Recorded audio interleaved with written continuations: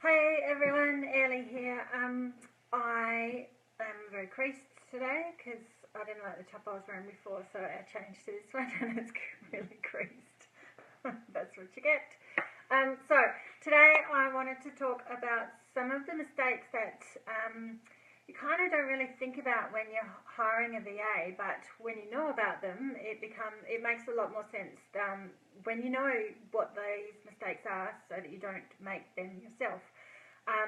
Some of these I have made, some of these I have learned from the extensive research that I've been doing over the last couple of months, and they are awesome tips, really. I'll just start letting you know them. Now, these are in relation to if you want to hire a VA next year. So I'm running VA Prep School next year, starts in February. Super Early Bird is open at the moment, so that's why I'm talking about hiring a VA, because for me it is part of the problem of feeling disorganised and not being able to get out of that cycle of all the little bits and pieces of excuse me, working in your business, when they take you away from the core business and the income generating tasks that you want to do. These are the energy sucking things or the repetitive things that you could actually pick up and hand over to someone else, so that your time could be spent being more strategic rather than being more Facebooky, really, to name one. So one of the most common mistakes that I see people make is and people have talked to me about, is that they kind of, hi Emma, how are you? They hand over tasks that they don't actually know themselves very well. And this can be a recipe for disaster almost, because if you aren't really sure on the process, A, you're going to have trouble training someone if you don't have it really clear, and B, you might not know what it looks like, and you might come across questions that the VA will have that you don't know the answer to, and you're kind of paying for their time to sort that stuff out when you could have sorted it out, or found something that suits them and you're really clear on. So that's a really important one to make, that you need to know what your process is first. And it doesn't have to be a complicated process, and it doesn't have to be their process. It needs to be yours, so that you know what to look out for and you know how it's being run. Another mistake that people make is not communicating the task confidently. So not being really clear about what it looks like when it's finished, what the design elements are, what are some things to look out for, and what the process is in clear steps.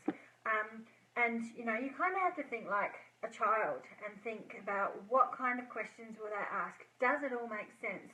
Can you get someone else to read it so that it makes sense? If someone had to pick it up and put it down without knowing anything about your business, could they then go and do that?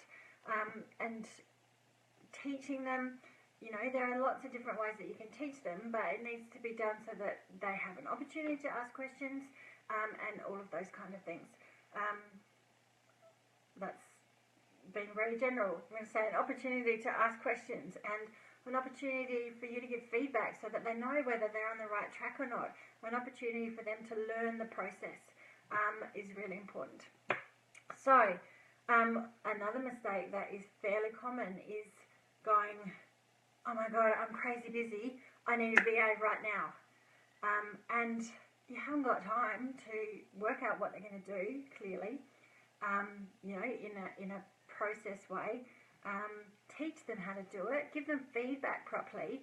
That's going to be really tricky when you're already flat out. So you kind of need to think ahead, and if you're getting ready to launch something or be picking up clients, hi Sarah, how you going? Then being prepared and thinking about where your future is going to go, and giving them little tasks to do so that you can build, and not over capitalizing on, I'm getting busier, so I might give them 10 hours a month or whatever, when you can't afford it and you don't quite have enough time to tell them what to do in that time. That can, really come back to burn you really if you don't have time to do it. Okay, one other common one is not knowing, and I've had this question a lot, is not knowing whether you need an assistant or you need a specialist to actually help you and advise you. And that really comes down to looking forward at what you need in your business and how your future plan really, so that you know whether or not this is going to be a task that you need to know, or whether you can just hand it over to someone, or if you need to hire not a VA but to get some one-on-one time with someone short term so that you learn how to do it. And working out what that is a really important process to go through. Okay, being a perfectionist and letting go of the process sometimes, or of the outcome. Yes, you might do it a certain way, but if they still get the results, well, not the results necessarily, that's fine, yes, but if they still get the deliverable, then it's okay, I think, to let go of the way that it has to be done, or just being okay with the fact that someone else can do this and still get the results. It's saving you time, and it's saving you stress, and it's getting things done quicker, and that is all about taking action. And if you're not even getting to that point because of your perfectionism, then that's getting in the way of you growing your business, and you're still getting stuck in that cycle of trying to do all the tiny little things because of your perfectionism, and that's taking up time and not getting into the revenue generating tasks, or the engaging and the doing your service or your product. It's you don't have to do everything, and when you think about it, every business that has employees has this same issue. I don't know how I'm going to be able to train someone else to do this job. Every business that has employees does this, and so there are ways to do it. It's not a barrier to be able to do that.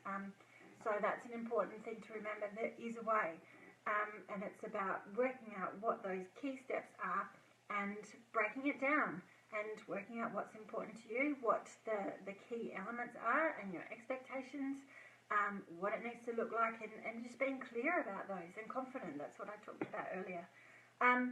So there's a lot of information for you there. So I don't want to overload you, but these are some of the things that you need to think about, and I know that it can be really overwhelming when you think about getting a VA, because there are obviously so many things to think about. So essentially that's why I've developed this program, because I want to help you navigate through this process, how to get organised in the back end, how to source a VA, and how to have a successful relationship with one.